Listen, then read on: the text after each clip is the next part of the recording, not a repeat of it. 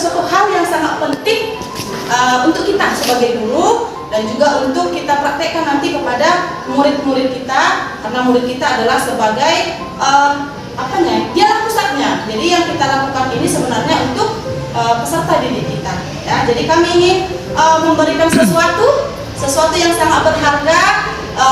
Nanti kami berdua akan menyampaikannya, tapi yang pertama menyampaikan adalah Ibu Nidia. Kepada Ibu Nidia kami persilahkan. Terima kasih sebesar-besarnya untuk semua kesempatan dan waktu yang diberikan kepada kami. Saya Nidia Putri Kristina Ragunan bersama kolaborasi dengan Ibu Limaya Sunandita, kami ingin menyampaikan sosialisasi terkait budaya positif. Kami berharap ini tidak hanya sekadar memenuhi tugas kami sebagai CGP, mudah-mudahan ini menjadi oleh-oleh yang manis untuk sekolah. Kita mulai. Yang pertama yang mau saya bahas adalah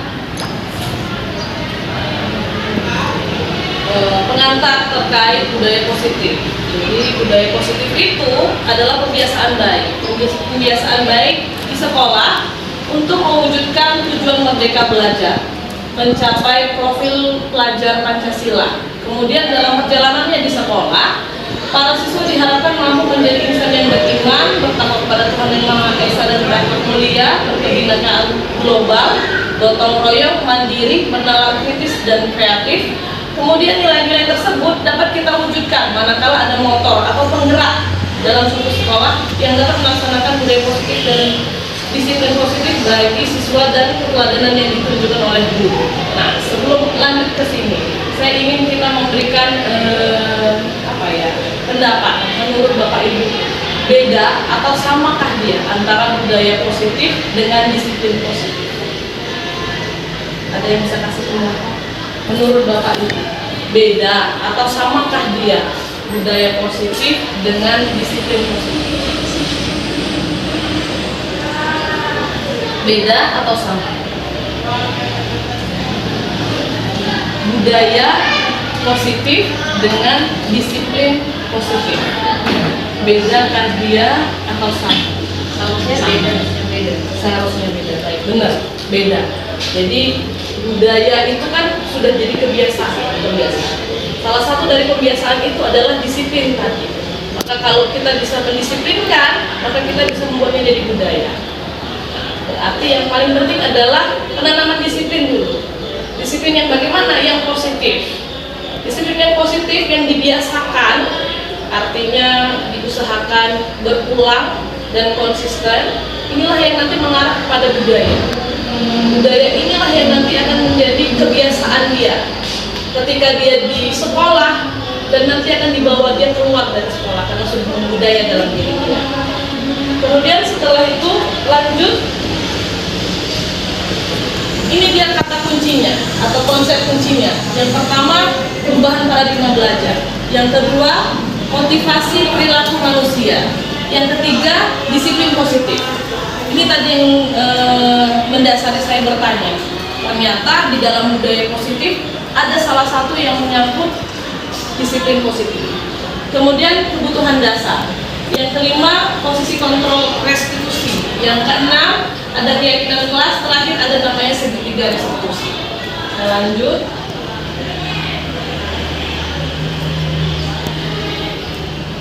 Yang pertama, perubahan paradigma belajar. Paradigma itu adalah kerangka berpikir. Nah, paradigma belajar dipandang sebagai pandangan umum tentang bagaimana proses belajar terjadi. Ini mencakup asumsi mendasar tentang siapa pembelajar, apa yang dipelajari, bagaimana pembelajaran itu terjadi, dan bagaimana keberhasilan pembelajaran diukur. Baik, kita diskusi yang bagian ini dulu. Tentang siapa pembelajar. Menurut Bapak Ibu, siapa pembelajar di dalam satu kelas? Ya Bu, siswa. Apakah hanya siswa saja?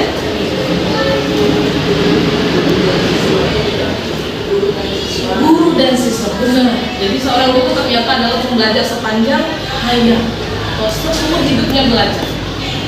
Kemudian apa yang dipelajari? Tentu saja materi yang kita berikan per mata pelajaran berbeda, tergantung cakupan materinya. Kemudian bagaimana pembelajaran terjadi? Ini menyangkut proses pembelajaran. mulai dari penyusunan modul ajar, kemudian pemilihan metode, kemudian pemilihan media, begitu seterusnya sampai proses pembelajaran terjadi.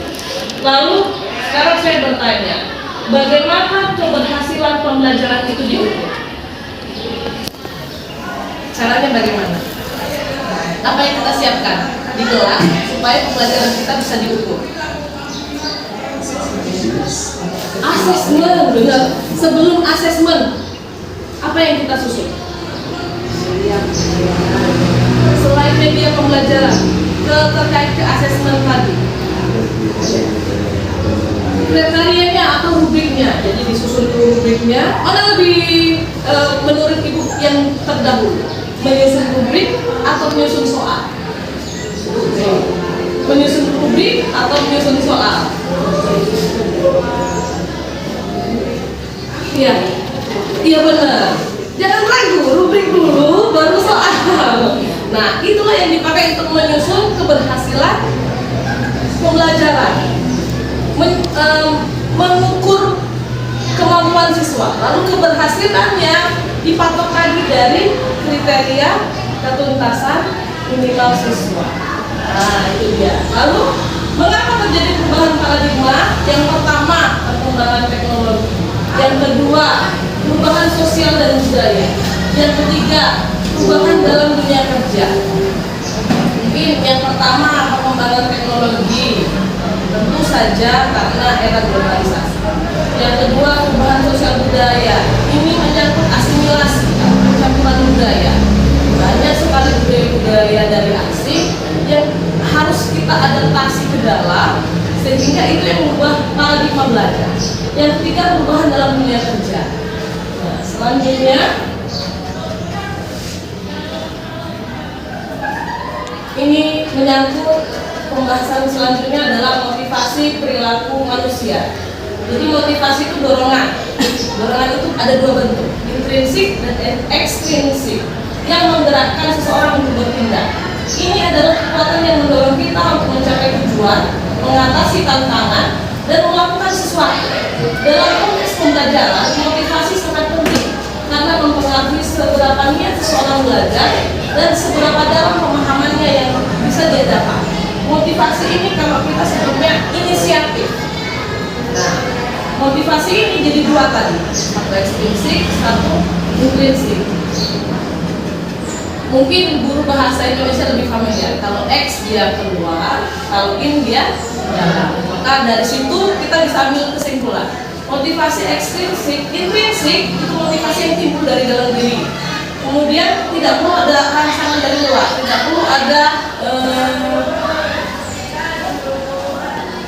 sesuatu dari luar, yang dari dalam diri seseorang itu sudah cukup untuk mendorong dia atau menentukan dia atau menyebabkan dia melakukan sesuatu.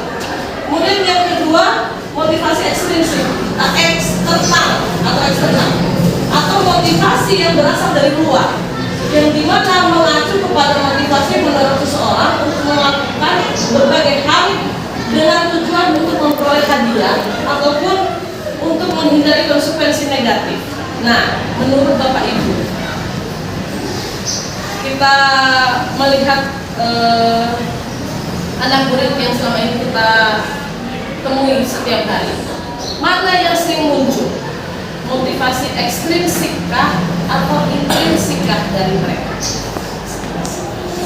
Ekstrinsik, beberapa ada yang karena takut mengaku, beberapa ada yang pengen dapat hadiah, Udah cepet. karena yang penting mengerjakan tugas saja. Berarti kita masih kurang atau belum ada dari kita yang dari anak murid kita yang dia belajar dari intrinsiknya. Kalaupun ada, bisa dihitung mungkin dengan jari, gitu ya. Selanjutnya, disiplin positif. Ini tadi bagian dari budaya positif. Apa itu disiplin positif? Awalnya adalah pendekatan. Pendekatan yang mendidik, yang berfokus pada pengembangan karakter siswa daripada sekedar menghukum suatu kesalahan. Tujuan dari disiplin positif adalah menciptakan lingkungan belajar yang kondusif. Kemudian disiplin positif ini berhubungan dengan nilai-nilai kebajikan yang ada di dalam diri manusia. Iya. Jadi disiplin positif itu cara membentuk sikap mandiri seorang anak sehingga fokusnya pada memotivasi atau merefleksi terhadap kesalahan yang dilakukannya, menghargai dan membangun logika yang bersifat panjang. Nah, contohnya adalah jika seorang anak melakukan kesalahan, gitu ya. Jika kita menimbulkan sifat pesimis pada anak, maka itu bukanlah pendisiplinan. Pendisiplinan yang seharusnya adalah kita memberikan solusi jangka panjang kepada anak. Kemudian kalau membiarkan anak itu melakukan apa saja, itu juga bukan pendisiplinan.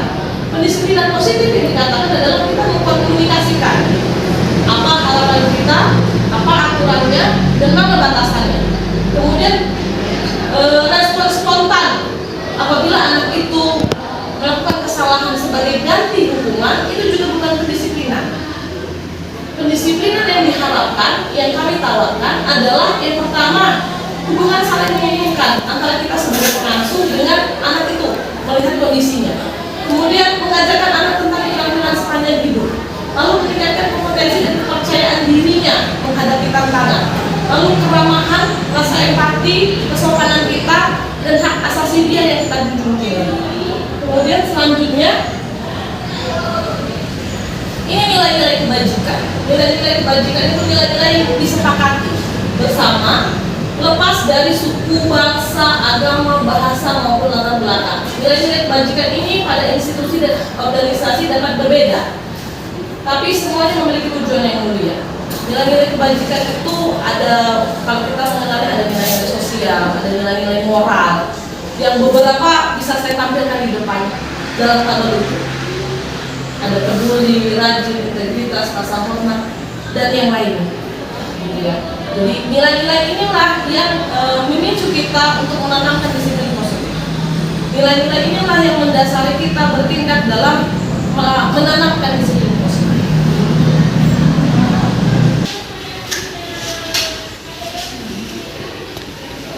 Oke, baik. Ini item terakhir yang akan saya bahas terkait tentang kebutuhan dasar. Kebutuhan dasar ini adalah semua yang kita lakukan atau usaha terbaik kita untuk mendapatkan apa yang kita inginkan. Ketika kita mendapatkan apa yang kita inginkan, sebetulnya saat itu kita sedang memenuhi salah satu dari kebutuhan dasar kita. Mari kita diskusikan yang pertama, kebutuhan untuk bertahan hidup. Menurut Bapak Ibu apa contohnya? Kebutuhan anak-anak di mana dia mencoba untuk memenuhi kebutuhan untuk bertahan hidup dia. Makanan, benar. Lalu pakaian. Nah, ini adalah kebutuhan dia bertahan hidup. Kemudian yang kedua, kebutuhan terkait kasih sayang dan rasa diterima. Kira-kira apa sikap anak-anak yang biasanya dia menandakan anak ini kurang kebutuhan ini? Nah, dia cari perhatian. Kemudian bentuk dia cari perhatian di kelas biasanya bagaimana Bapak Ibu? Sama Bapak Ibu? Ada yang bersifat negatif. Contohnya bagaimana yang bersifat negatif, Bu?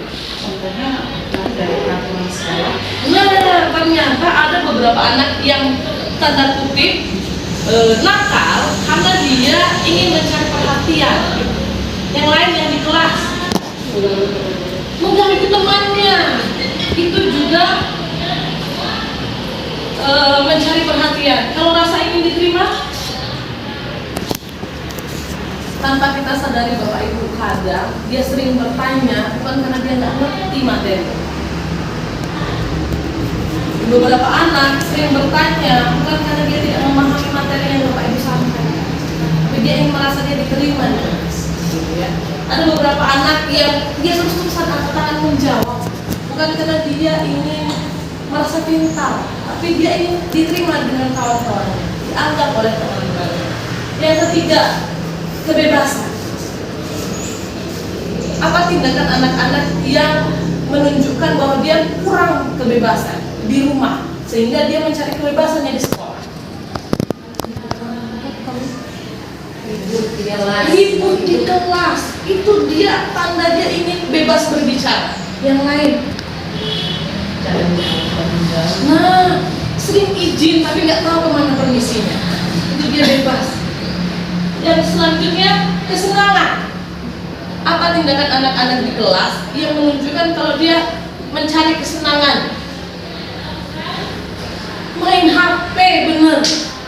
Sibuk dengan teknologi gadget dia sendiri. Yang lain menjadi teman.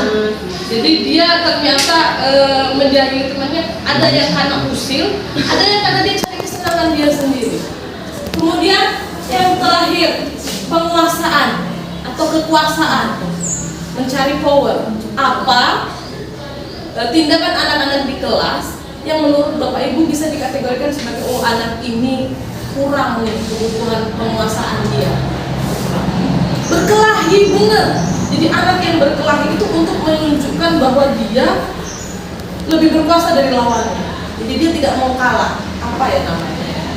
Gengsi gitu ya. Nah, anak-anak ini ternyata datang dari keluarga yang kebutuhan dasarnya tidak terpenuhi di keluarganya. Dia bawa ke sekolah dengan harapan dia mencari kebutuhannya itu terpenuhi di sekolah. Dasar-dasar inilah yang membuat anak-anak tadi kita sebut sebagai anak-anak nakal. Nah, menurut Bapak Ibu, selama ini bagaimana Bapak Ibu menghadapi anak-anak ini? Bisa cerita? Untuk anak-anak yang tidak sarapan misalnya pagi, untuk yang mapel pagi deh, yang masuk pagi, kira-kira anak itu di kelas sikapnya seperti apa kalau dia tidak sarapan?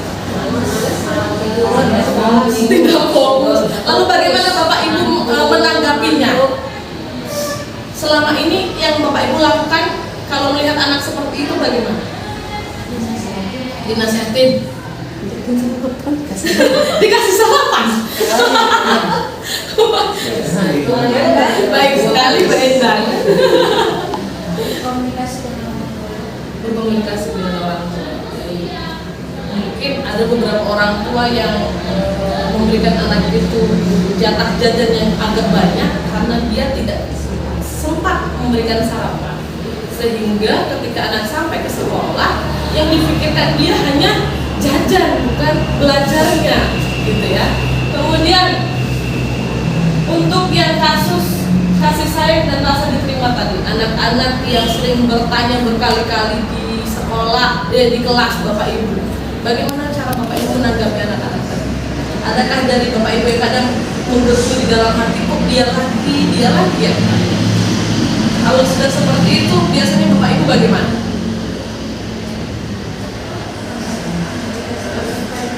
Memberi kesempatan pada yang lain, gitu. Lalu apakah dia boleh bertanya pada sesi berikutnya lagi? Kalau aku iya nanti ya. Oh. Iya besok setelah temannya sibuk, dari tadinya ada ngobrol sesi. Oh begitu dari hujan. Ya. Kemudian anak-anak yang sering mencari kebebasan, anak-anak yang ribut di kelas, begitu ya. Itu kan rata-rata tuh di kelas. Menurut Bapak Ibu, selain marah dan ngomel, biasanya apa yang Bapak Ibu lakukan di kelas? Hah? Dipanggil berdua, diselidiki bagaimana maunya gitu ya. Oke, terus? Atau cuma sekedar gitu? Apakah itu sudah cukup untuk membuat dia diam? Beberapa cukup ya, tergantung anaknya. Lalu apa? Diamnya 5 menit lalu pulang lagi. Iya ya. Ya terus yang lain ada yang mau cerita lagi?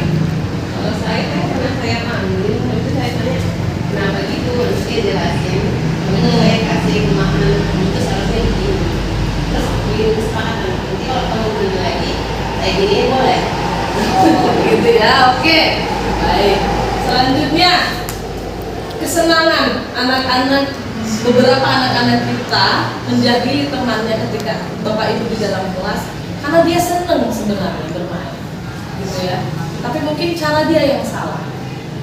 Untuk anak-anak yang cara bermainnya salah, gitu ya, di dalam kelas, apa yang Bapak Ibu lakukan? diingatkan berulang kali, tidak bosan ya. Iya. Tidak boleh bosan ya, janji lo ya. Oke, terakhir untuk anak-anak ini biasanya tingkat tinggi nih, kelas 9 yang egonya sudah mulai tinggi, yang temperamennya sudah mulai kelihatan, ya kan? Nah, untuk anak-anak ini yang kadang hanya karena kesenggolnya sedikit ajak berantem gitu. Bapak Ibu yang wali kelas, adakah dari Bapak Ibu yang memiliki pengalaman seperti ini sebelum dilempar ke guru BK kelas 9? Bapak Ibu yang kelas 9, wali kelas 9. Ibu Ratna, Pak Ventus, coba cerita. Agak baik ya. Oh, baik-baik itu. Kelas 7, ada nggak yang sering berantem? Ada. Menurut Ibu? Kalau si pemahaman dia bahwasannya status dia dengan yang lain itu semua sama.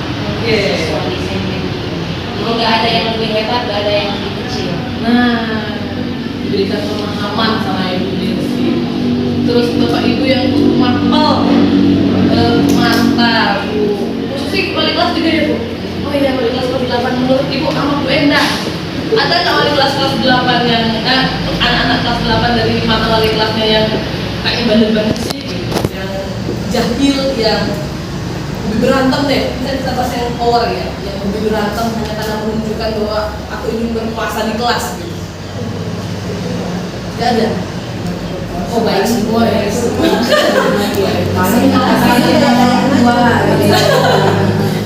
Ngejek nama orang tua kawannya. Oh mengejek nama orang tua kawannya. Oh itu karena kesenangan. Iya. Sedangkan kalau udah kasih nama orang tua jadi ternyata anak-anak ini cara bermainnya banyak yang salah. Mereka mengira dengan menyebut nama orang tua temennya gitu. Mereka sudah memulai permainan gitu. Sebenarnya itu kan masuk ke nilai kebajikan yang dilanggar gitu ya. Nah sekarang coba kita dengarkan dari Ibu guru BK kita. Bu, menurut Ibu setelah mendengarkan curhatan dari wali kelas, selama ini Ibu menanggapi kenakalan anak-anak bagaimana?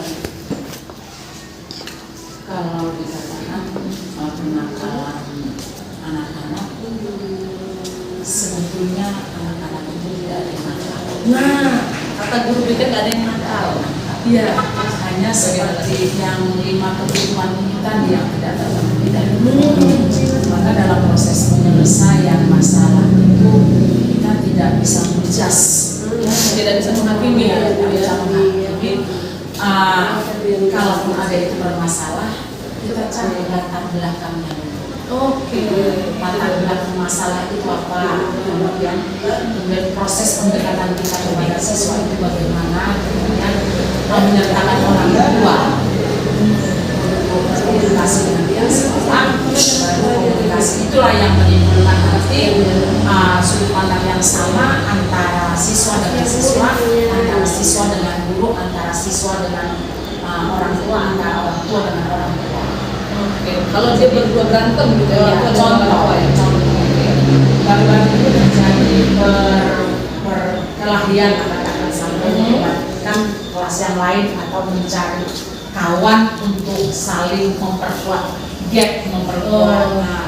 kelompoknya masing-masing ya. gitu ya. Kemudian masalahnya sepele, masalahnya hanya menyebutkan sudah hitam. Lalu saya sebagai guru DP, saya katakan yang putih siapa? Kalau untuk ukuran Indonesia itu belum ada yang putih. Iya, Karena ras Indonesia itu masih hitam manis. Kuning langsung. Dan kalau kau mengatakan kawanmu itu hitam, dia nggak suka hitam. Hitam itu adalah pemberian yang maha kuasa. Lalu kalau kau mengejek kawanmu hitam, berarti sekaligus kau mengejek sang pencipta. Nah, jadi di sana kita membimbing, ya bukan menasihati, membimbing supaya persepsi mereka itu sama. Ternyata dia itu hitam bukan karena orang tuanya, bukan karena dia mau, bukan karena matahari, tetapi begitulah dia diberikan Tuhan. Jadi kita bawa pikiran dia itu ke Tuhan, kita bimbing dia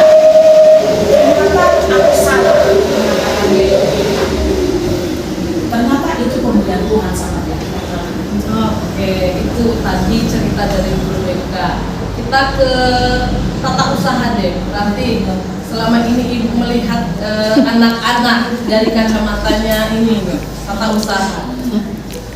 Adakah dari Ibu Rati kadang berpikir, oh ya anak itu nakal. Jadi anak yang nakal menurut Ibu Rati itu yang bagaimana? Anak yang nakal itu menurut saya sih, kalau saya pasti di rumah kuliah, kalau saya mau buat, tapi kalau latihan, kayak seperti itu di sekolah. Oke, jadi ternyata menurut tata usaha pun atau tenaga administrasi pun di sekolah kita berpendapat bahwa anak-anak yang nakal yang sering terlihat oleh mereka adalah anak-anak yang kekurangan kebutuhan dasarnya sebagai manusia, gitu ya.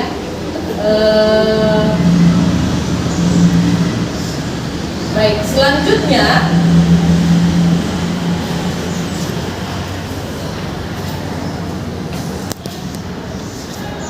untuk yang kebutuhan dasar ini, beberapa dari kita pernahkah memasukkan unsur ini ke dalam penyusunan modul ajar kita?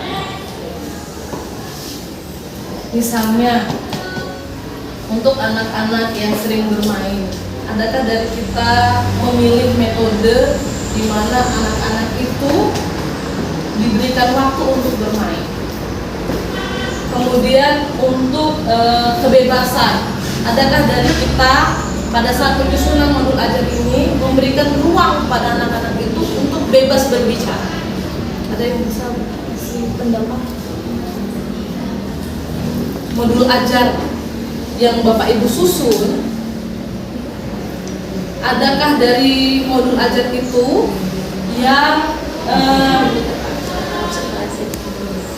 dalam pembelajaran tadi kita memberikan ruang pada mereka untuk bebas berbicara? Biasanya Bapak Ibu melakukan itu di bagian mana?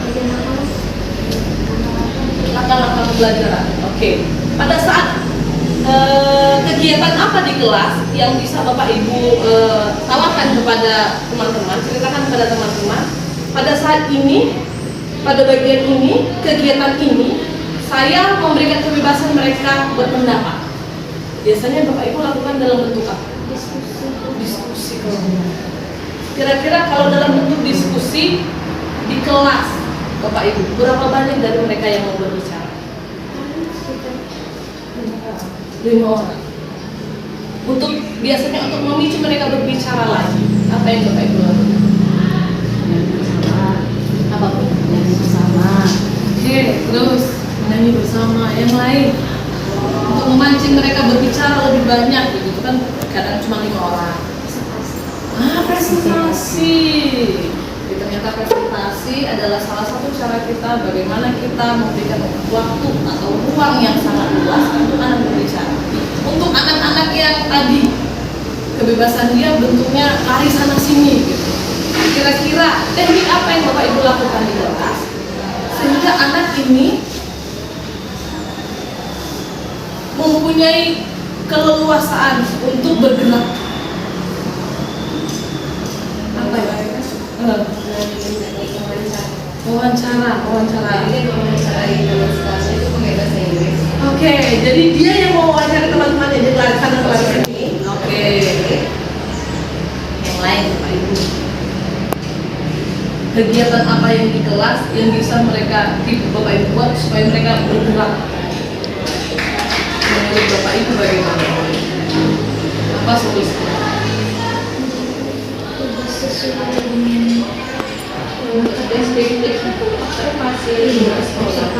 Observasi lingkungan sekolah. Jadi ada tindakan di mana Bapak Ibu memberikan kesempatan pada anak-anak observasi gitu ya.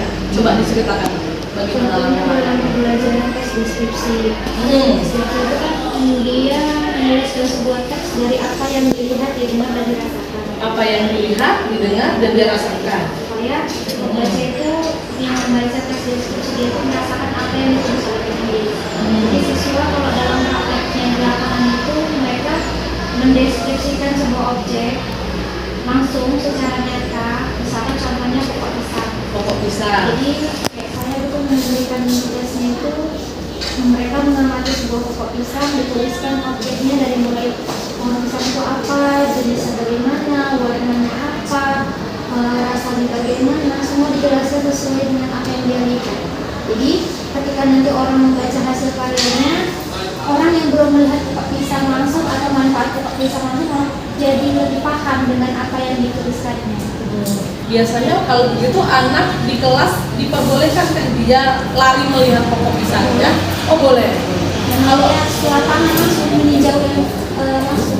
Oh dia diperbolehkan meninjau langsung ke lapangan, begitu untuk tes deskriptif. Kalau IPA Bu?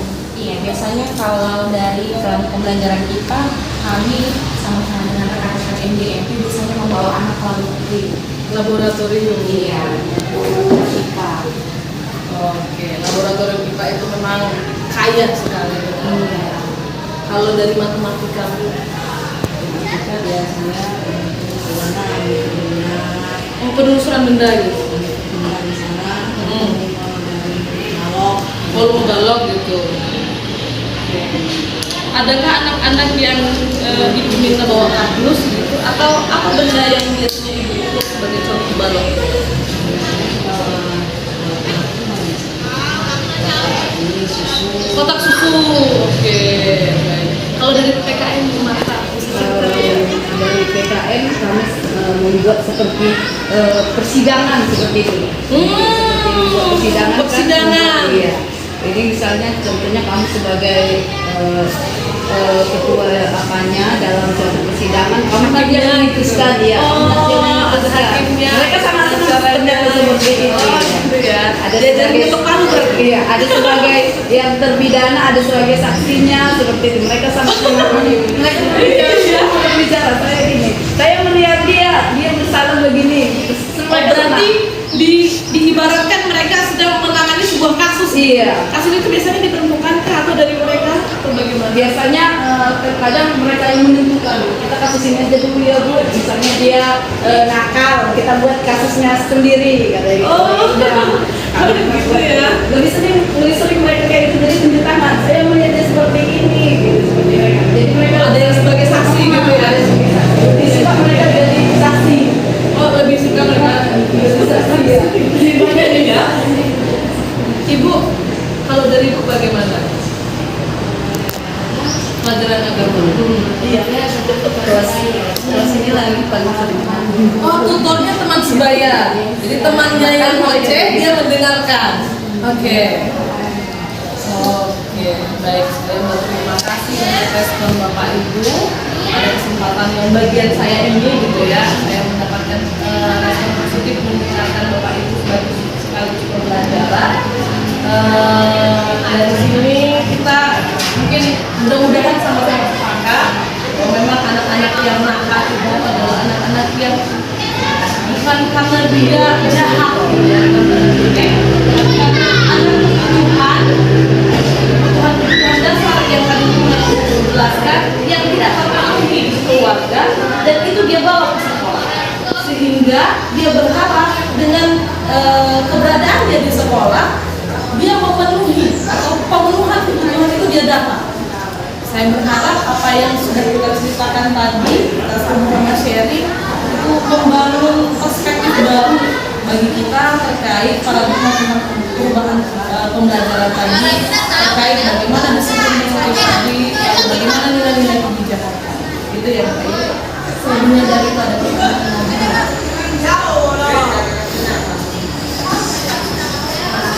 Pas, baik. Terima kasih selalu dengan teman saya ya. Terima kasih. Jadi tadi sudah ada 4 konsep. Karena yang mau kami jelaskan ini ada 7 konsep Bapak Ibu. Jadi konsep yang kelima adalah posisi kontrol restitusi. Jadi kalau dikatakan posisi kontrol ini, posisi kita sebagai guru pada saat menangani kasus murid, gitu ya. Di manakah letak posisinya? Kita lihat satu persatu. Satu, penghukum. Jadi menggunakan hukum fisik atau verbal untuk mengendalikan perilaku. Jadi ada misalnya nih murid kita yang melakukan kesalahan tidak sesuai dengan nilai-nilai kebajikan tadi, maka biasanya guru posisinya di sini menghukum. Dengan apa? Menghardik atau menunjuk-nunjuk atau dengan melukai perasaan secara verbal ataupun secara fisik. Kau ya, terlambat aja kau. Kita sudah menunjuk-nunjuk, ditambah lagi verbal yang bisa menyakiti murid. Akhirnya apa? Murid tidak akan menemukan sendiri solusinya bagaimana. Dia akan semakin down. Kemudian yang kedua, pembuat merasa bersalah. Jadi membuat siswa merasa bersalah atas tindakannya. Contohnya ada nih siswa kita yang terlambat aja kerjanya. Guru dengan nada lembut mengatakan, kamu terlambat aja kerjanya. Dia dengan nada lembut tapi membuat si siswa akan merasa bersalah. Akhirnya apa? Siswa akan gagal. Dia akan down juga. Dia merasa, oh aku tidak bisa membuat wali kelasku seperti ini. Oh aku terlambat terus ya. Guru dengan dia akan bernada lembut tapi isinya sangat membuat siswa merasa kecewa dengan dirinya sendiri. Gitu. Kemudian teman terlalu dekat dengan siswa sehingga sulit menegakkan aturan. Siswa ini terlambat, kita panggil, Anto, apa sih kau ini terlambat aja kerja? Jangan gitu lah. Nanti gimana kata wali kelas yang lain? Gimana kata kepala sekolah? Aku nggak bertanggung jawab sama anak, gitu kan? Jadi terlalu dekat dengan murid ternyata kurang tepat, gitu ya. Kemudian memantau. Guru di sini memantau sejauh manakah siswa tersebut mengikuti kesepakatan atau keyakinan kelas yang sudah disepakati bersama. Dia berhasil atau tidak? Dia hanya memantau saja. Kemudian posisi yang terakhir adalah manajer. Namanya manajer ya, ibu-ibu. Ini gimana ya? Adakah yang bisa memberikan sebuah pendapatnya? Kira-kira yang manajer itu bagaimana ya? Posisi manajer ini ketika berhadapan dengan murid kita yang berperilaku tidak sesuai dengan nilai-nilai kewajiban itu, bagaimana kira-kira contohnya Bapak Ibu? Posisinya sebagai manajer, ada yang bisa memberikan pendapatnya? Ada Bu Ibu atau Bapak? Bu Susi gimana? Kalau saya misalnya melihat ada kesalahan siswa ditegur, kalau kesalahan lagi tidak Jadi tidak bisa seperti lagi ya, tidak pesan-pesan, tapi lagi dan lagi. Posisi kita sebagai manajer. Oke, terima kasih Bu Susi. Coba kita lihat, membimbing siswa untuk bertanggung jawab sendiri atas tindakannya. Si Anto terlambat melulu, apa sih yang dia lakukan? Dia sendiri yang menemukan solusinya. Kita tidak ada dari kita. Ya, jadi posisi kita manajer, memberikan kesempatan kepada murid itu memperbaiki perilaku yang salah. Itu dia ya. Oke, coba biar lebih jelasnya coba kita lihat. Oke, ini dia.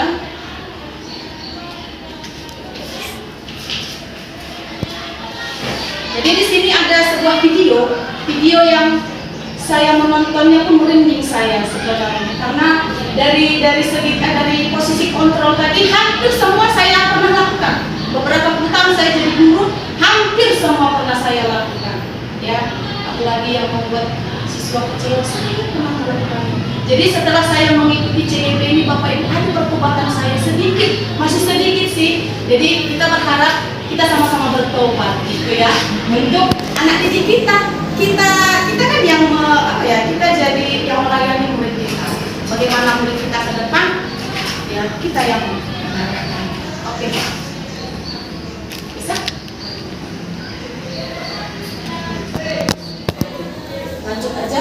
Nanti videonya bisa kita tonton di berikutnya ya. Oke, coba yang berikutnya. Iya. Kemudian konsep yang berikutnya adalah keyakinan kelas. Nah, kita ini ibu-ibu yang wali kelas sudah sangat paham lah ya keyakinan kelas itu.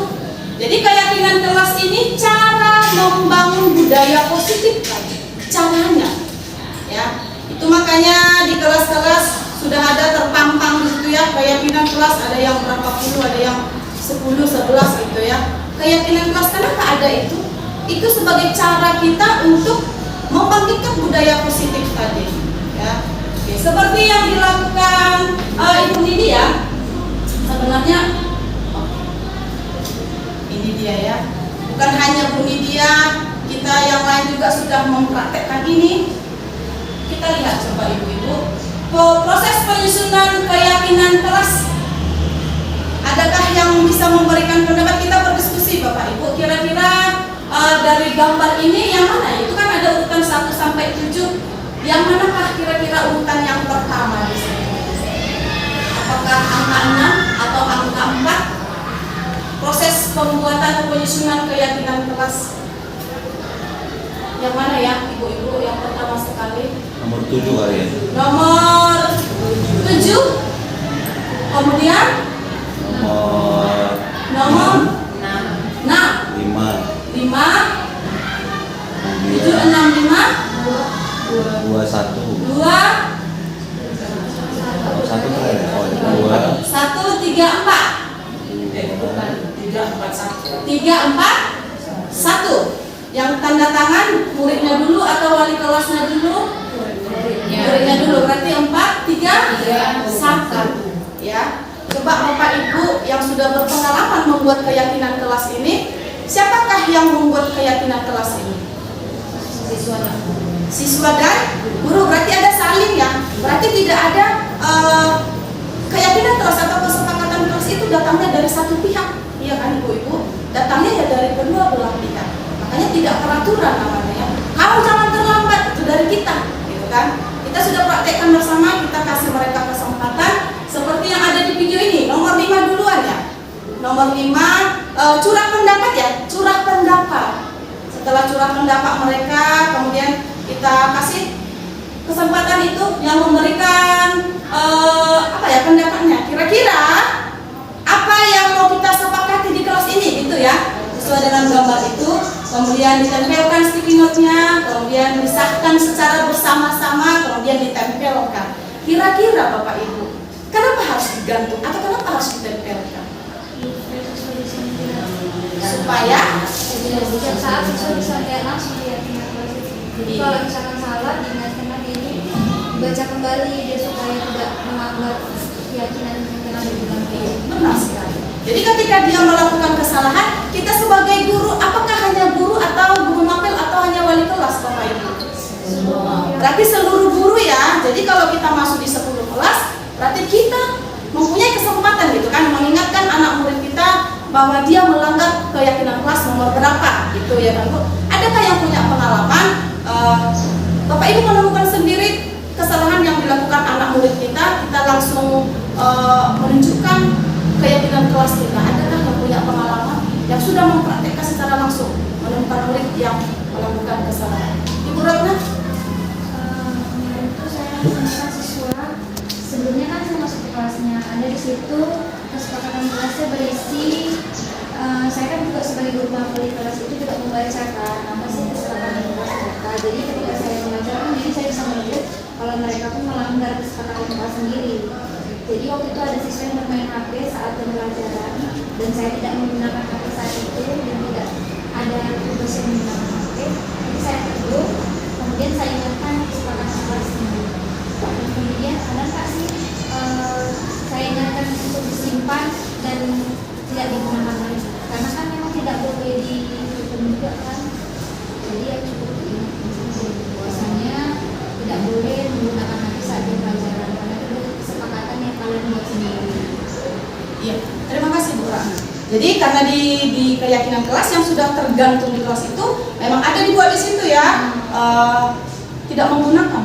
Maksudnya dilarang penggunaan handphone saat jam pelajaran. Oke, jadi ada batasnya ya. Kemudian Bapak Ibu, dalam pembuatan keyakinan kelas ini kita menggunakan bahasa yang bagaimana? Bolehkah yang negatif? Bolehkah kata tidak atau jangan? Tidak boleh. Tidak boleh ya Bapak Ibu. Jadi kalau misalnya tidak boleh terlambat, maka kalimat positifnya apa mau dibuat? Datanglah tepat waktu. Datang tepat waktu, betul ya, hadir tepat waktu, hadir juga pulang gitu ya, hadir tepat, pulang juga tepat. Oke, ada lagi nggak Bapak Ibu yang punya pengalaman secara langsung gitu dan sudah menunjukkan bahwa keyakinan kelas itu ada di sini? Adakah Bapak Ibu yang punya pengalaman? Ada. Waktu itu saya masuk di kelas 81. Jadi waktu itu kita ada materi diskusi kelompok, kerja kelompok. Saya membebaskan siswa untuk memilih teman kelompoknya, bukan saya menentukan. Tapi ternyata ada beberapa siswa di kelas 81 itu yang mereka ada temannya yang menawarkan diri untuk bergabung dengan kelompoknya, tapi mereka menolak. Mereka mengatakan kami udah cukup, ini aja kami orangnya, memang ini orangnya. Sedangkan dia mau bergabung ke kelompok itu. Kemudian saya baca di keyakinan kelasnya yang terpada di depan, ternyata mereka ada menyepakati di sana berteman dengan siapa saja. Jadi saya simpulkan bahwasannya tindakan yang mereka lakukan itu sudah melanggar keyakinan kelas. Untuk poin yang berteman dengan siapa saja, karena penolakan yang mereka lakukan itu kan sudah melanggar keyakinan itu, karena mereka sudah membatasi siapa saja yang mau bergabung dengan kelompoknya. Jadi saya ingatkan sama beberapa orang itu bahwasannya kalian kan sudah menyepakati sama siapa aja mau berteman, terutama yang di kelas ini. Jadi jangan batasi siapa aja yang mau bergabung dengan kelompok kalian. Saya ingatkan seperti itu, Bu. Jadi mereka mengakui mereka melanggar keyakinan kelas dan memperubahinya. Seperti itu. Jadi akhirnya bergabung, boleh bergabung dengan kelompok itu. Oke, jadi kita sadari ya Bapak Ibu, ternyata begitu kuat keyakinan kelas yang ada di kelas itu, begitu kuat pengaruhnya kepada anak murid kita. Saya sendiri sudah mengalami itu. Berkata tidak sopan gitu kan, secara tidak sengaja didorong, keluar kata tidak sopan. Sementara di situ sudah terpampang ya, menggunakan bahasa yang sopan. Ternyata keluar dari mulutnya, dan saya perhatikan, dia langsung sadar sendiri. Saya lihat itu di kelas, tidak perlu saya kasih tahu kelasnya, dia langsung. Jadi saya tahu kenapa kok itu Bu. Nah, begitu kuatnya kan, jadi memang sangat penting keyakinan kelas ini harus memang kita pampangkan di dalam kelas kita untuk memperbaiki karakter murid-murid kita. Itu ya Bapak Ibu. Oke, kita lanjut ke berikutnya. Oke. Kemudian segitiga restitusi. Segitiga restitusi adalah proses menciptakan kondisi bagi murid untuk memperbaiki kesalahannya. Jadi dia sendiri yang memperbaiki kesalahannya, sehingga karakter mereka lebih kuat ketika kembali ke kelompoknya. Restitusi memberikan kesempatan kepada murid untuk disiplin positif, memulihkan diri dari kesalahan sehingga memiliki tujuan yang jelas. Dia yang sakit, dia sendiri yang memulihkannya. Hebat sebenarnya. Ya, dia yang sakit, dia sendiri memulihkannya. Berarti tugas kita apa gitu kan? Ada nggak tugas kita ya, Bapak Ibu? Dalam segitiga restitusi ini, kan murid yang melakukan kesalahan, dia sendiri yang memulihkan dirinya, sehingga ketika dia kembali ke kelompoknya, dia bisa sukses, dia bisa diterima. Jadi pertanyaannya Bapak Ibu bagi kita, adakah fungsi kita dalam segitiga restitusi ini? Kontrol. Ya, kita lihat namanya juga segitiga restitusi. Satu, menstabilkan identitas. Oke. Ada 3 tadi kan? Pertama, menstabilkan identitas. Menstabilkan identitas merupakan sisi dasar segitiga, tujuannya untuk meyakinkan kegagalan yang dialami anak sebagai hal positif. Ada kesalahan anak ini gitu kan? Kok bisa ya itu menjadi sebuah keyakinan untuk menuju ke hal yang positif? Fungsi kita apa? Menstabilkan identitas. Orang dewasa berperan untuk menenangkan emosinya. Itu kan? Ini ada contoh nggak ya Bapak Ibu? Untuk yang menstabilkan identitas ini. Itulah kita ada. Fungsinya itu. Jadi misalnya begini, ada siswa yang berantem gitu kan, berantem sehingga ada luka fisik lah, berdarah, mengeluarkan kecap dari hidungnya. Jadi kita jangan mengambil posisi yang tadi. Ada kan yang 5 posisi itu. Kita harus tetap berada posisi manajer. Tidak boleh kita penghukum. Jadi kalau ada tadi yang berantem, maka yang pertama menstabilkan identitas. Kita panggil mereka. Kita tanya, kenapa dia melakukan itu gitu kan? Kita boleh mengatakan setiap manusia pasti pernah melakukan kesalahan, termasuk kamu, termasuk saya. Itu dia menstabilkan identitas. Kita tidak menghakimi. Kau berantem dengan tengok itu kawanmu, berdarah hidungnya gitu kan? Dia semakin jauh Bapak Ibu. Jadi kita stabilkan dulu identitas. Kamu melakukan kesalahan, dia juga melakukan kesalahan, saya juga melakukan kesalahan, guru-guru yang lain juga melakukan kesalahan. Dampaknya apa Bapak Ibu? Dia akan terbuka. Oh iya ya. Dia nanti akan terbuka, diberikan kesempatan kepadanya. Ya. Kemudian yang kedua, memvalidasi tindakan yang salah. Langkah kedua dalam penerapan segitiga restitusi adalah memvalidasi tindakan yang salah. Dalam langkah ini orang dewasa memahami adanya kebutuhan yang menyebabkan kesalahan pada anak. Kita kembali ke kebutuhan. Kenapa sih di dalam kelas itu ada satu orang anak tiap hari kerjanya, maaf cakap ya Bapak Ibu, minta makanan aja dari teman-teman. Kalau nggak dikasih, kena hukum. Tiap hari seperti itu. Jadi fungsi kita apa? Kita memvalidasi tindakan yang salah dulu. Guru perlu memahami mengapa anak melakukannya. Dengan demikian, anak pun akan merasa dimengerti. Kita panggil, nak kamu, ini ada temanmu nih merasa kurang nyaman atas tindakanmu. Kenapa kira-kira kamu setiap hari meminta makanan temanmu? Itu juga. Banyak jawaban mungkin aja. Bu, kami kurang mampu. Mamaku nggak ada duit. Bapakku tukang bodoh, memang nggak ada duit bu. Aku nggak makan dari rumah. Ada dong. Jadi bagaimana dia mencukupkan kebutuhan dasar untuk makan tadi? Yaitu dia minta terus dari teman. Jadi kita jangan menghukum dulu kan.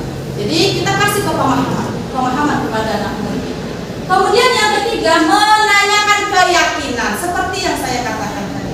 Begitu dahsyat luar biasa hadirnya keyakinan kelas di dalam kelas kita. Ya. Langkah terakhir dalam segitiga restitusi adalah menanyakan keyakinan. Dalam langkah ini, orang tua akan menghubungkan perbuatan anak terhadap nilai yang ada hingga bergerak maju dan memperbaiki sesuai keinginan. Guru bertanya terkait kehidupan yang diinginkan anak di masa depan. Ketika anak melakukan kesalahan itu, maka kita menanyakan keyakinan. Kira-kira Anto, kamu kan tadi sudah berantem dengan temanmu. Semua orang memang melakukan kesalahan. Kamu, saya juga. Itu tadi ya. Kemudian masuk yang kedua. Kemudian yang terakhir ini. Kira-kira Anto, ada nggak ya keyakinan kelas mana yang kamu lakukan? Kita nggak kasih tunjuk, dia akan sadar sendiri. Iya bu, saya tidak menghargai kawan, gitu kan. Saya mengejek itu termasuk menghargai ya, berarti tidak menghargai kawan dia kan. Jadi dari dia sendiri muncul gitu, bukan dari kita. Maka tadi hadirnya restitusi ini memang sangat menolong murid itu menemukan jati diri. Bukan dari kita ya Bapak Ibu, kita sebagai itu tadi sebagai mengajar, ya. Dia yang sakit, dia yang memulihkan. Artinya ketika dia melakukan kesalahan, dia bertanggung jawab atas kesalahan yang dia lakukan gitu. Bukan kita yang ngasih jalan gitu. Nah, tadi kamu sudah berantem ini. Kira-kira untuk apa yang mau kamu lakukan ke depan? Kuhajar lagi bu. Tak adanya kayak gitu kan. Dia akan bilang, iya bu, saya sudah salah. Saya akan meminta maaf dan akan menyayangi teman, gitu ya. Tidak membuli teman seperti itu. Jadi dia sendiri yang menemukan kesalahan, jalan keluar untuk permasalahannya. Akhirnya apa Bapak Ibu? Dia merasa memang berguna dia gitu, ya. Akhirnya dia kembali ke posisinya tadi. Dia kembali ke posisinya, amanlah dia, menemukan jati dirinya, berhasillah dia menuju karakter yang baik tadi. Itu dia. Jadi semua 7 konsep tadi, 7 konsep itu sudah kalau dilakukan dengan baik, maka harapan kita kepada anak-anak kita, mereka akan sesuai dengan nilai-nilai profil Pancasila itu, ya. Itu harapan kita. Tapi tidak bisa juga kalau guru kita tidak memberikan teladan kepada anak kita, Bapak Ibu. Ya, saya sendiri akui itu. Gimana saya mau jadi teladan? Kadang saya pun mencak-mencak itu masih saya sudah mulai praktekkan ini Bapak Ibu. Semoga menular ke Bapak Ibu yang lain untuk anak-anak murid kita, gitu ya. Dengan sadar saya sudah mulai melakukan ini. di aksi nyata kami diminta untuk itu ya. Tapi selain aksi nyata itu saya sudah mulai mempraktekkannya gitu. Bahkan di rumah pun saya coba itu, walaupun memang nggak berhasil 80%, Bapak Ibu nggak berhasil. Saya praktekkan segitiga restitusi karena dipraktekkan anak-anak ketawa sebenarnya karena nggak terbiasa gitu kan. Ya kita biasa sini. Kenapa kamu gitu kan? Langsung. Jadi kalau ini kan memang agak formal. Kita bisa bayangkan, kita bisa praktekkan Bapak Ibu di rumah. Bagi yang punya anak kecil ataupun anak yang remaja, kita dudukkan mereka. Kenapa? Oh dianya gitu kan? Ya, pasti itu gitu. Jadi posisi kita tempatkan lah. Jangan kita harus dia Pak gitu kan. Saya sudah mulai praktekkan Bapak Ibu. Memang enak kalau berhasil, sangat enak. Hanya butuh kesabaran kita, ya. Oke. Itu Bapak Ibu yang bisa saya sampaikan dari 3 konsep tadi. Kira-kira Bapak Ibu adakah yang ingin memberikan pertanyaan atau masukan segala macamnya kepada kami? Ini tadi nggak bisa bunyi dia, nggak bersuara dia atau bagaimana? Bersuara. Nadanya mana? Suaranya mana? Masuk ke ini.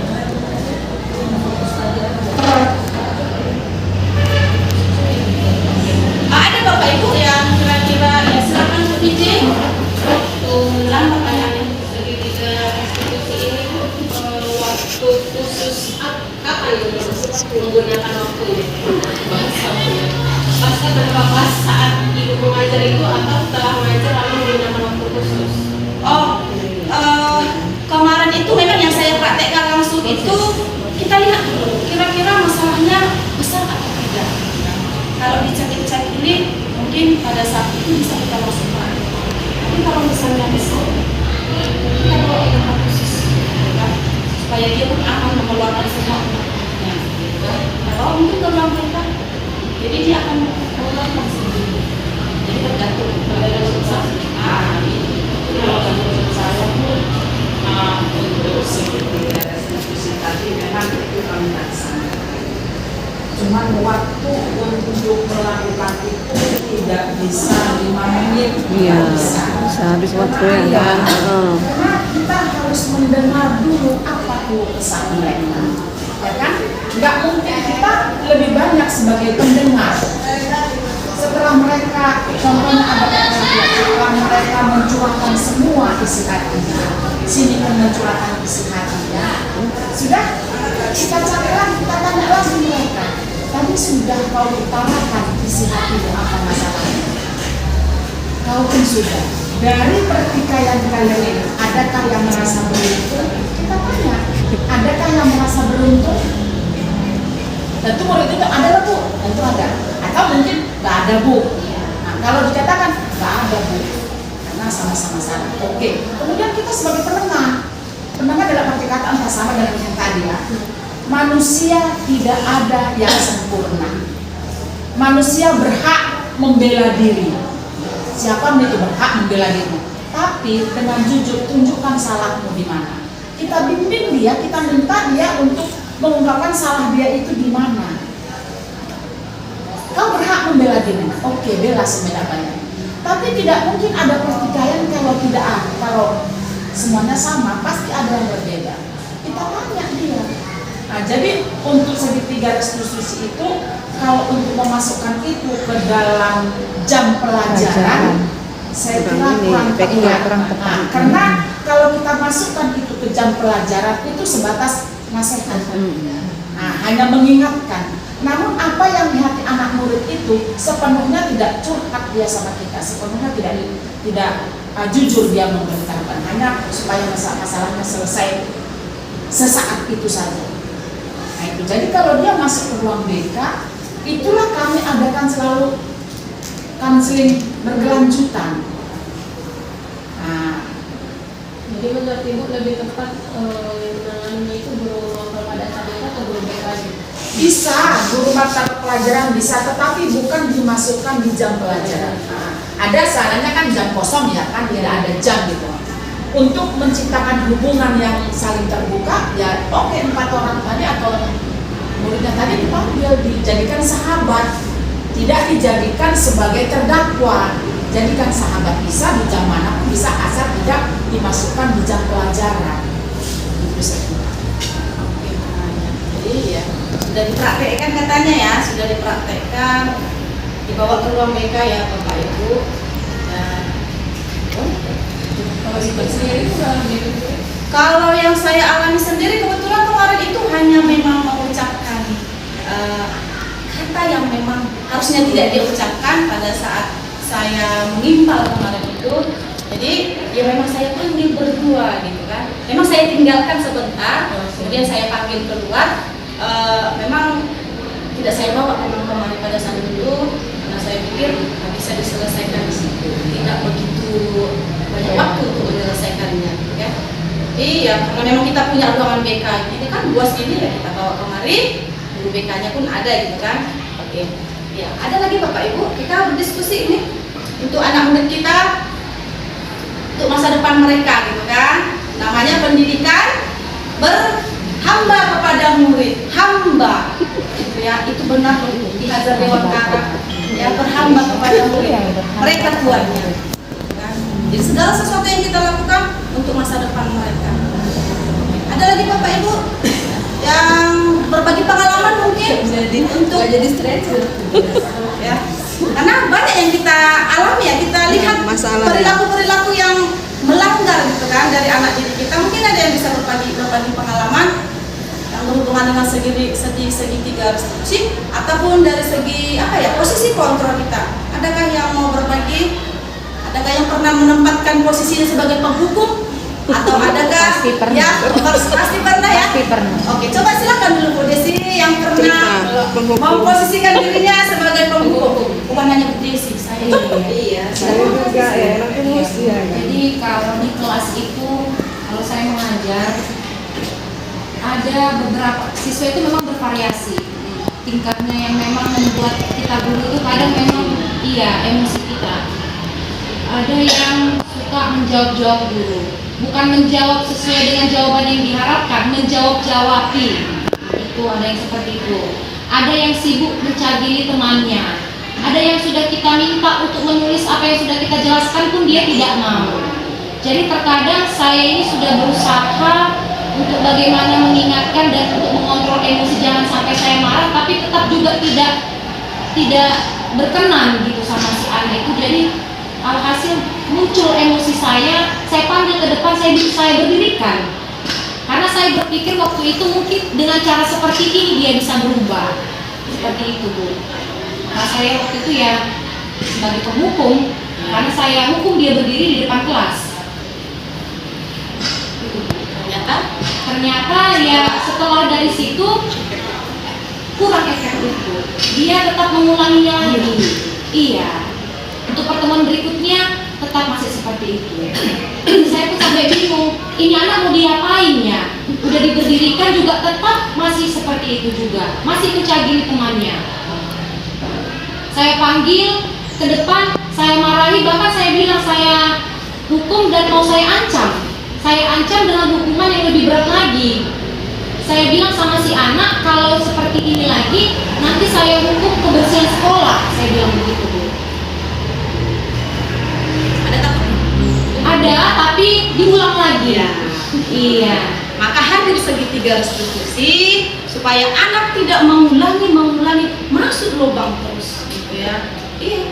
Bahkan saya punya pengalaman ketika mengajar di suatu sekolah itu pimpinan itu sudah membuat keputusan setiap siswa yang terlambat harus berdiri di depan kelas selama 20 menit. Swasta kami itu ini. Jadi 20 menit tidak boleh duduk. Ya, saya praktekkan langsung. Tapi setelah hadir ini, ya ampun, ternyata sangat salah Bapak Ibu. Kita berdirikan mereka di belakang, kita tahu nggak apa yang ada dalam hatinya. Ya kan? Dia akan punya, si anu, bapak ini dulu, ibu ini dulu, memberdirikan aku di belakang, begitu malunya aku. Gitu mereka, ya. Jadi udahlah, besok aku terlambat lagi, biar begitu kan. Jadi mereka nggak kembali ke jalan yang baik, itu akan mengulanginya lagi, gitu ya. Itu sebagai penghukum ya. Bapak Ibu ada yang sebagai apa ya? Sebagai menjadikan teman. Ternyata ini salah. Menjadikan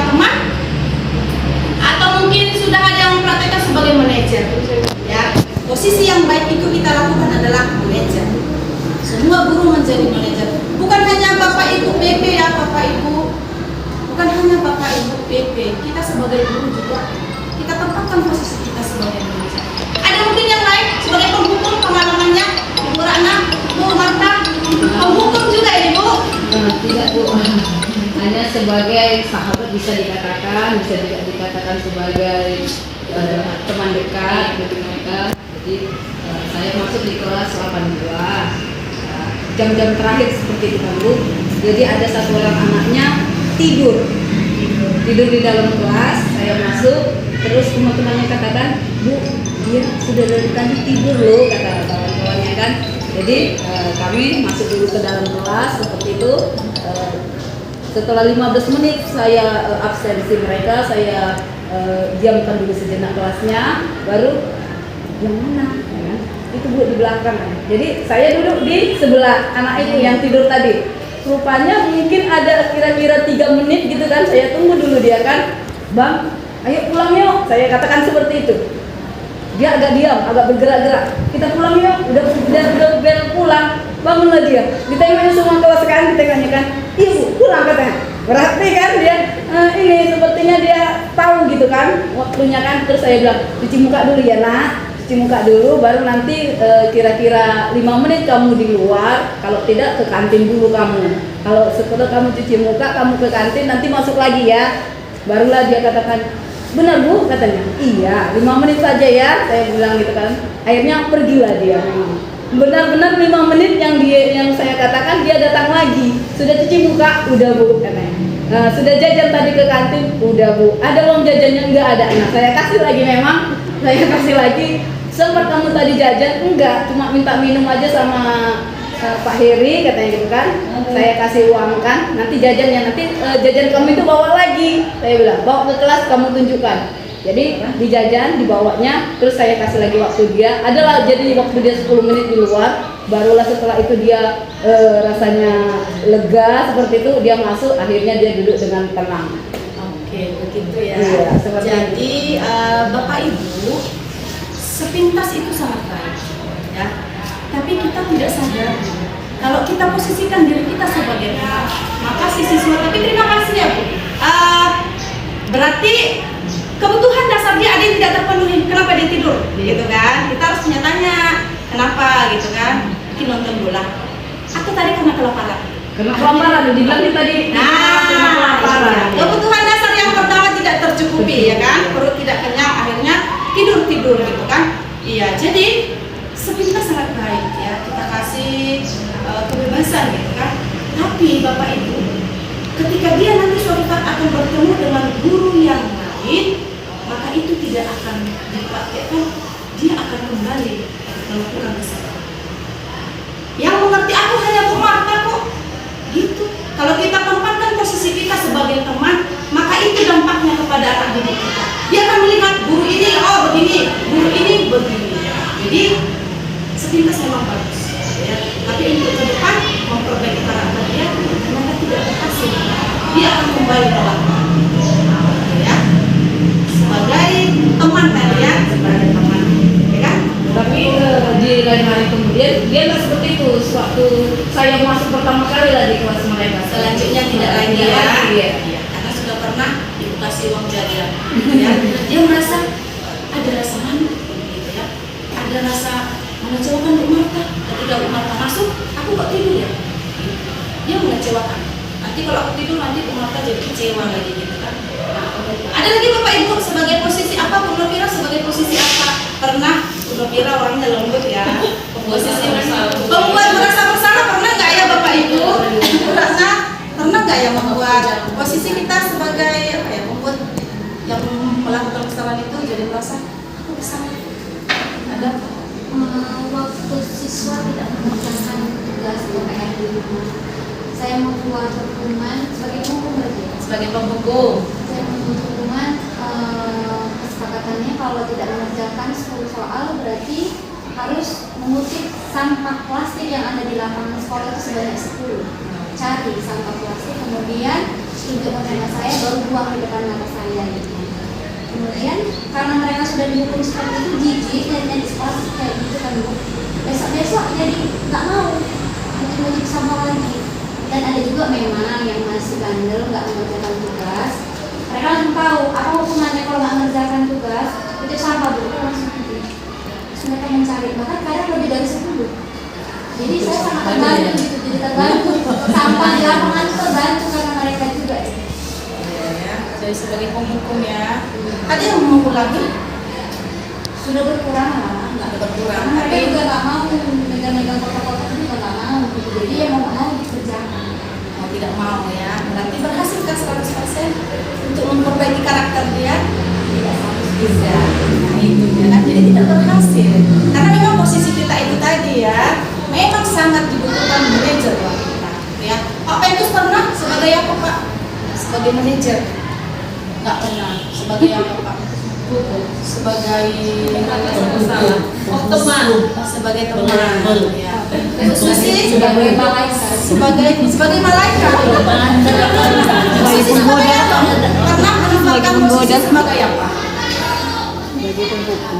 Sebagai penghukum pernah. Semua pernah juga ya. Selaku Susi yang lembut pernah juga melakukan semuanya ya. Penghukum harus didatangi orang tua lagi. Oh sampai pernah Bu Susi di demo bawa kapak. Iya, ya Bu Papa. Bawa apa itu? Enggak bawa. Emosi dan marah. Bawa emosi dan marah gitu ya.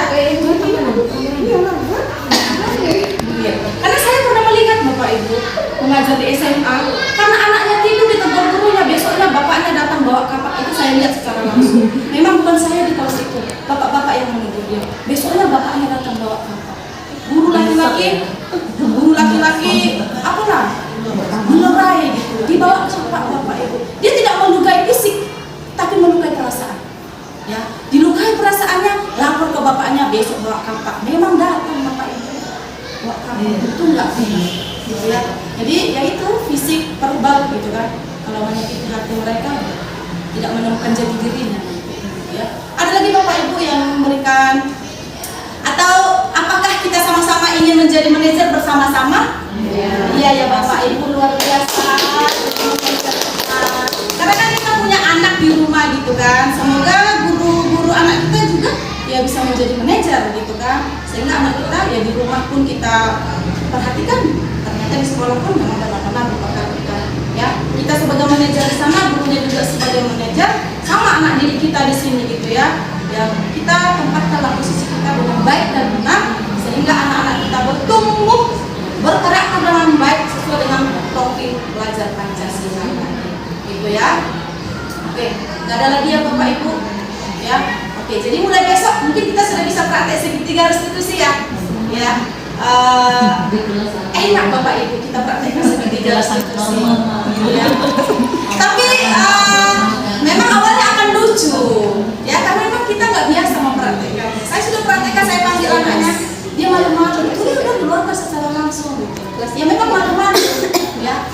Bayangkan Bapak Ibu, sanggupkah kita mengatakan, iya nak, setiap manusia melakukan kesalahan, nggak apa-apa kamu melakukan kesalahan. Harus kita ucapkan gitu. Harus, tapi nggak tega gitu ya. Enak kali kau bikin masalah, aku juga gitu kan. Ya kita apalah merendahkan hati kita gitu ya, bentuk supaya dia lebih bagus lagi ya. Beberapa puluh tahun ke depan dia akan mengingat kita. Oh ibu ini dulu buat aku, waktu itu segitiga restitusi, ditempatkan aku seperti ini. Oh ibu ini dulu menghukum aku, dibilangnya aku kayak gini. Dia akan ingat Bapak Ibu. Jadi dia akan terjun nanti ke kesalahan yang berkali-kali gitu ya. Oke Bapak Ibu, kalau tidak ada lagi yang ingin disampaikan silakan Mas Ijari. 5/2 itu bagaimana? Apakah harus kita lakukan total dari seorang sosok guru atau boleh tapi tidak sepenuhnya kedua? Kalau bisa memang hanya manajer. Iya. Hanya manajer gitu ya. Supaya dia kembali ke posisinya. Manajer saja.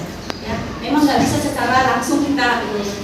Jadi pelan-pelan saja, seperti tadi pelan-pelan saja ya.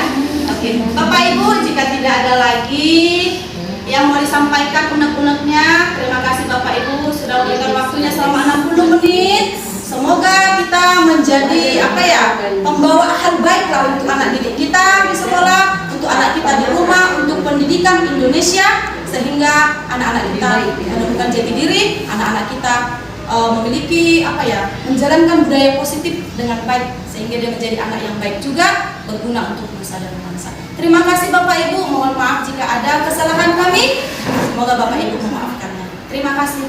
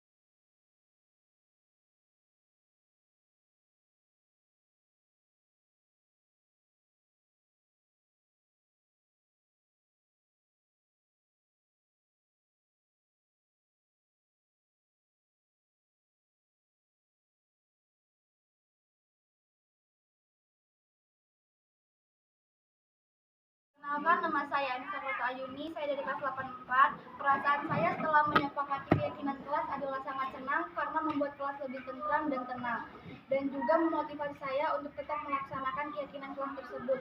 Semoga semua teman-teman di kelas bisa melaksanakannya juga.